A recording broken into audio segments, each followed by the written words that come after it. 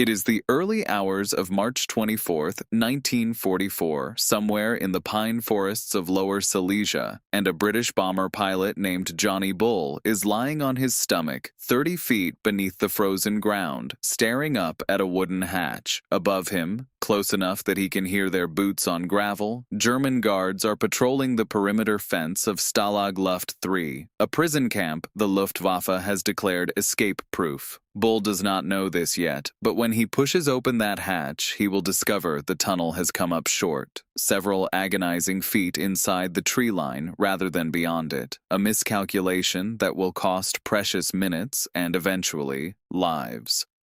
For now, though, all that matters is the freezing air rushing into his lungs and the stars overhead, the first open sky he has seen as a free man in nearly 2 years. Behind him, in the sand beneath the camp, lies more than a year of secret engineering, forgery, carpentry, and nerve, all compressed into a passage barely 2 feet square. This is the story of that tunnel, and of the men who built it under the noses of their captors using little more than bedboards, powdered milk tins, and sheer bloody-minded ingenuity. Stalag Luft III was not an ordinary prisoner of war camp, and that was precisely the point. Built in 1942 near the town of Sagan, it had been sited with deliberate cunning by its German commandant, who understood exactly what his prisoners would try to do the moment they arrived. The soil was pale yellow sand, loose and unstable, the sort that collapsed the instant a spade went too deep. The huts stood raised on stilts, so guards could see beneath them for any sign of digging. Seismographic microphones were buried around the perimeter to detect underground movement. Watchtowers, known to prisoners as goon boxes, ringed the compound, and beyond the inner warning wire lay open ground that any escaper would have to cross in full view before reaching the trees. On paper, the camp had been engineered specifically to defeat tunnelers, and its Luftwaffe administrators were rather pleased with themselves for it, having studied the escape attempts of earlier camps and closed every obvious loophole they could find. This mattered enormously because Stalag Luft III held a particular kind of prisoner. Captured airmen, many of them officers, drawn from Britain, Canada, Australia, Poland, Norway, the Netherlands, and beyond, men who had flown and fought and had no intention of sitting out the war behind wire. Under the Geneva Convention, officers could not be compelled to work, which left thousands of highly trained, resourceful, and profoundly bored men with almost nothing to occupy their days beyond planning how to leave. Escape was not simply a personal ambition for them, it was regarded as a duty, formalized by RAF regulations that instructed captured officers to attempt escape whenever a reasonable opportunity presented itself, both to return to the fight and to force the enemy to divert manpower and resources into recapturing them rather than sending that manpower to the front line. The trouble was that almost every escape method previously tried at Sagan and elsewhere had already been tried and had already failed. Wire cutting exposed men to machine guns mounted in the watchtowers, trained on the perimeter around the clock. Disguises collapsed under the scrutiny of documentation checks at railway stations, where a single missing stamp or an unfamiliar regional accent was enough to see a man arrested within hours of walking free. Single tunnels, dug in isolation by small groups working in secret, were reliably found by German security officers who had grown expert at reading the telltale signs of an operation in progress. The faint smell of disturbed earth, a floorboard that did not sit quite flush, a prisoner who seemed a little too pale and a little too exhausted each morning from a night spent underground. The Germans had a dedicated anti-escape department, nicknamed by prisoners the Ferrets, plainclothed security specialists who moved through the compound at all hours, probing suspicious ground with long steel rods, listening at hut walls with stethoscopes for the sound of digging, and cultivating informants among the prisoner population wherever they could. Stalag Luft III's own commandant, an officer named Friedrich Wilhelm von Lindeiner, had been specifically selected for the post because of his reputation for meticulous security, and he took evident pride in the belief that his camp, unlike so many others, could not be dug out of. By early 1943, the odds against any single tunnel succeeding looked close to impossible, and every prisoner in the camp who had tried and failed to leave by previous methods knew it better than anyone.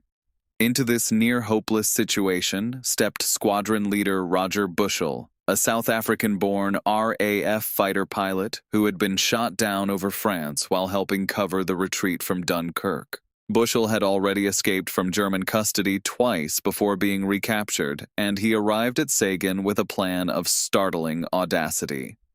Rather than dig one tunnel and hope, he proposed digging 3 simultaneously, so that if the Germans found one, as they almost certainly would, the effort could continue uninterrupted through the others.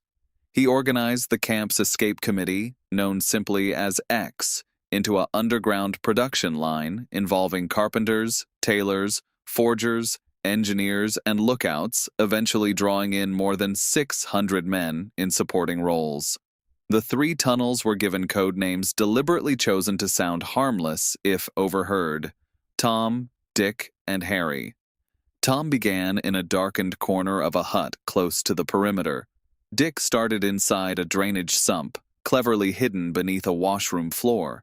Harry, the tunnel that would eventually carry men to freedom, began beneath a stove in Hut 104, its entrance disguised beneath a trapdoor built to sit flush with the concrete floor. Hinges and all fashioned from stolen materials and hidden under a thin skin of concrete, mixed by the prisoners themselves. The engineering problem the tunnelers faced was formidable. Sagan's sand was bright yellow, utterly unlike the gray topsoil scattered across the compound, so every bucket load dug out had to be smuggled to the surface and dispersed without anyone noticing the mismatch in color. Prisoners solved this with a method they nicknamed penguin work, sewing long, thin bags into the linings of their trousers, filling them with sand, and then walking the exercise yard, releasing it gradually through a string-operated trapdoor at the ankle, shuffling it into the ground with their feet like a bird waddling across ice, hence the name. It has been estimated that well over 100 tons of sand were dispersed this way across the camp during the operation. The tunnels themselves ran roughly 30 feet below the surface, deep enough to defeat the German seismic microphones, and were shored with wood ripped from prisoners' own bedboards, so many that bunks across the camp were left with barely enough slats to hold a mattress. Ventilation was solved using tins that had once held Canadian Klim powdered milk, hammered flat and welded together into a crude pipeline running the length of the shaft, air pumped through by a bellows built from kit bags and hockey sticks. Prisoners even rigged a small underground railway on wooden rails, complete with trolleys, to haul spoil and workers along tunnels barely 2 feet square, with junction points nicknamed after London Underground stations, Piccadilly and Leicester Square among them. Electric lighting was tapped illegally from the camp's own power supply, run through cable smuggled past guards who never quite worked out where it had gone.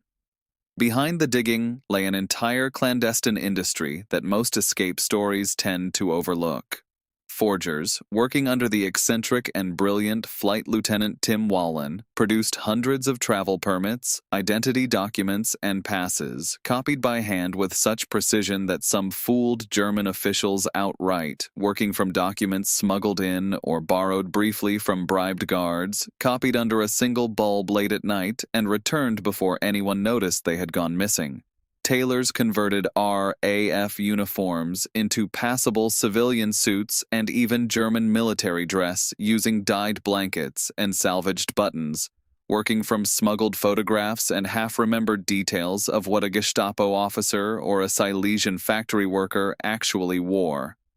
A team gathered maps, compasses, and currency, much of it smuggled in through Red Cross parcels or bribed out of sympathetic and, in some cases, openly anti-Nazi guards, traded for chocolate, coffee, and cigarettes that were unobtainable anywhere else in wartime Germany. Even innocuous board games sent from home were quietly weaponized. Certain Monopoly sets distributed to camps by British intelligence concealed genuine currency, a small compass, and a silk escape map folded inside the box, a secret so closely guarded that it was not declassified for more than 60 years. A dedicated team, known within the camp simply as the tailors and the mappers, worked in rotation with the diggers so that by the time Harry was ready, each escaper leaving through the tunnel would carry a complete identity, papers, clothing, money, and a plausible cover story rehearsed over weeks.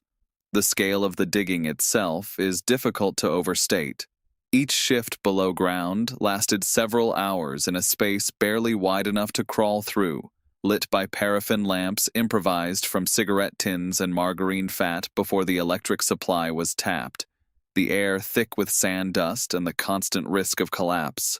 Diggers worked in pairs, one hacking at the face of the tunnel with tools fashioned from stolen kitchen implements and bed frame joints, the other filling and hauling sand back along the trolley line to the shaft.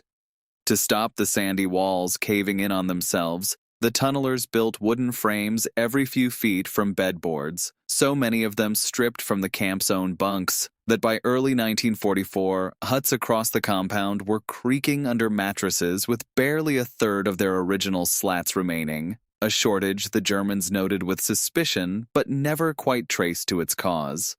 The vertical shafts at either end of Harry, sunk some 30 feet down before the horizontal tunnel began, were lined and boarded to prevent collapse under the weight of the huts above, and included a halfway chamber used to store tools, spoil, and eventually the packs each escaper would carry on the night of the breakout. If you are finding this interesting, a quick subscribe helps more than you know. By the beginning of 1944, Tom had been discovered and destroyed by the Germans, who blew it up with explosive charges in a fit of triumphant relief, convinced they had ended the threat.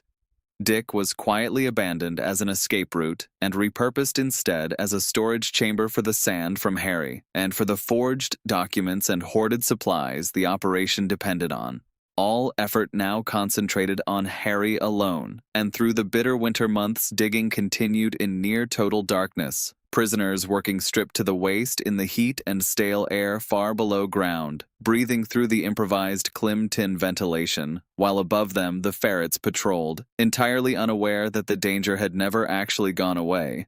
On the night of March 24, 1944, Harry was finally ready.